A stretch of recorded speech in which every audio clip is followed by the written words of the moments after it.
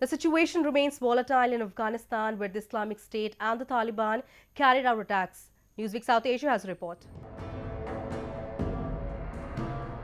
Just days after the inconclusive meet between the Taliban and the Afghan envoys under the banner of Russia, the string of violent attacks rocked the capital city of Kabul. The Taliban launched major strikes in the western province of Farah, bordering Iran. This was mounted with an aim of weakening the government's grip in the region. The blasts have so far killed 30 police officers, while many others are critically wounded. The Taliban have ramped up attacks in strategic provinces in their bid to expel foreign forces, topple the Western-backed government, and restore their version of hardline Islamic law. The Taliban claimed responsibility for the clashes in Farah, which are widely seen as forming part of their strategy to step up the battlefield pressure while seeking a political settlement with the United States. Qari Yusuf Ahmadi, a spokesman for the hardline militant group, said its fighters killed 35 security personnel, arrested 2 security officials, destroyed government vehicles, and seized a large cache of weapons in Farah. On the other hand, the Islamic State carried out a suicide bomb attack, killing 6 people and injuring 20 others.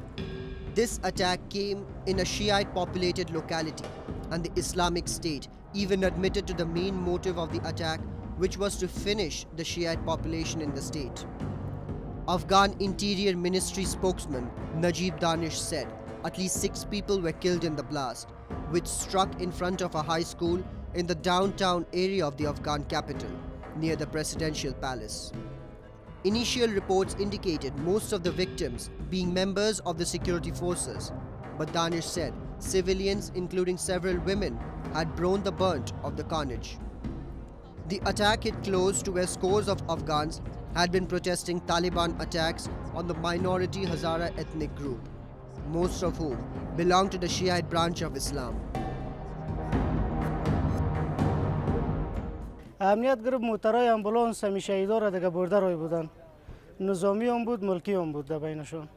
These attacks are there because Taliban wants to come onto the table on their own also, because they have also found that till such time they do not participate in the government, they cannot really take the way forward, because this way the entire lifetime will be spent just carrying out attacks, but they will have nothing to gain. So now they want to come into the talks and be a part of the government.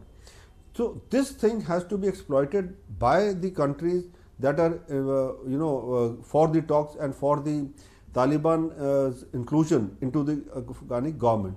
And the sooner we can do it, the sooner these countries can do it, the better it will be for Afghanistan, because then there will be a chance for peace to return back to Afghanistan. Otherwise, it will be very difficult. According to eyewitnesses, the attacker was on foot and was moving in close to the protesters, but stopped some 200 meters from the actual point because of the security presence, after which he triggered the bomb on himself.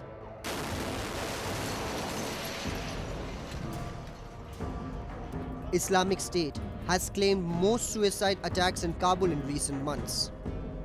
On October 31st, an Islamic State suicide bomber targeting a bus carrying employees of Afghanistan's biggest prison, also in Kabul, killed at least 7 people. The attack came days after a suicide bomber blew himself up near the entrance of Afghanistan's Independent Election Commission in the capital, killing at least 1 person.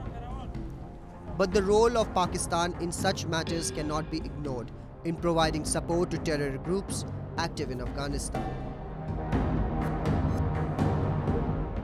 Pakistan, because of its closeness to the Taliban cadre and its active support to the Talibani cadre, has a good amount of influence on them, and it is using this influence to ensure that it keeps out these countries which it feels that are not conducive or not inimical to Pakistan's interests, and it's trying to get China into it, because China, as you know, is a very strong ally of Pakistan, and China wants to also come into Afghanistan because it will give it a better exposure and better leeway into the Central Asia talks and the Central Asia power scenario.